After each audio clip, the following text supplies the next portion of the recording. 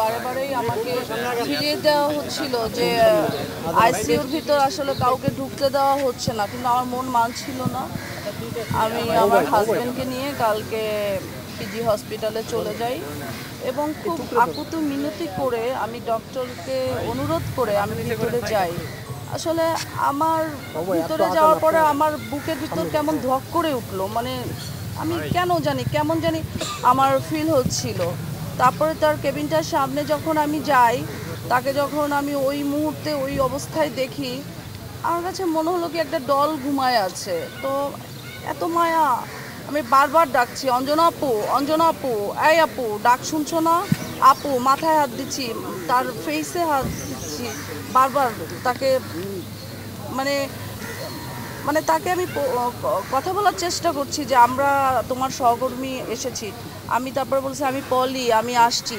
বিশ্বাস করেন সেই মুহূর্তেও কিন্তু সে বেঁচে ছিল, কারণ তার যে চোখের মণিটা ছিল সে টোটার আইবলটা সে ঘুরায়, আমি যেদিকে ছিলাম এদিকে তাকায় আবার ঘুরালো ওইদিকে, এবং সে তার দুই চোখ বেয়ে পানি, মানে বেয়ে পানি পড়ে নাই, জাস্ট দুইটা ফোঁটা তার চোখের জল চলে আসলো।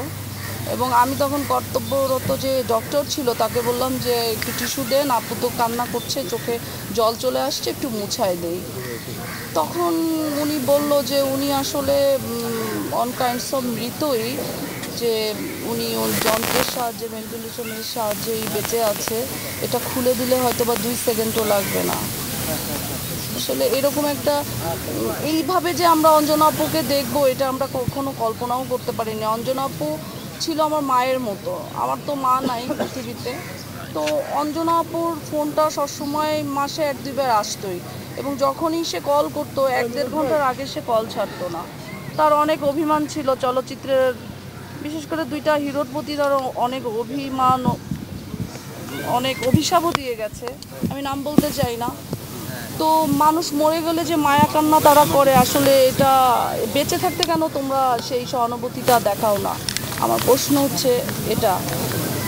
আমরা চলচ্চিত্রের একটা জিনিস খুব লক্ষ্য করি, যারা সিনিয়র হয়ে যায় তাদের যে আদর আপ্যায়ন খোঁজ নেওয়া, এই জিনিসটা খুব পরিমাণ কমে যায়। যে দুঃখটা না আসলে আর্টিস্ট নিতে পারে না, তখন আস্তে আস্তে সে একাকিত্বতায় ভুগে, বিষণ্ণতায় চলে যায়। যে কোনো সময় সে ফোন দিলে কথা বলতাম, আমাদের যে কোনো প্রোগ্রামে তাকে ইনভাইট করতাম।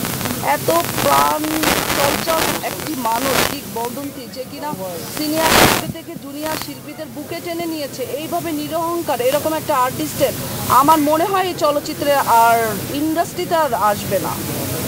তার অবস্থান কেউ পূরণ করতে পারবে না। আমার সৌভাগ্য হয়েছিল তার সাথে অভিনয় করার, জি সরকারের একটা ছবিতে, সে আমার কো আর্টিস্ট ছিল, আমি তার সাথে কাজ করার এক্সপিরিয়েন্স আছে, এবং আমার সাথে অত্যন্ত ভালো সম্পর্ক ছিল। আপু, অনেকেই বলছে যে অঞ্জনা আপুর গায়ে কিছু আঘাতের চিহ্ন ছিল, আপনি যেহেতু শেষ পর্যন্ত শুনেছিলেন, আপনি এরকম কিছু দেখেছেন? হ্যাঁ, আমি আসলে আঘাতের চিহ্ন খুঁজতে যাইনি, আমি আসলে তার ফেসটা দেখে এত মায়া লেগেছে আমার, এবং আমি যেটা লক্ষ্য করেছি তার ব্লাড ছিল, তার মুখের ভিতর শুকনো ব্লাড ছিল, বেশ ব্লাড ছিল তার। হ্যাঁ, আমার মনে আছে আপুর সাথে আমার সর্বশেষ 1.5 ঘন্টা কথা হয়েছিল।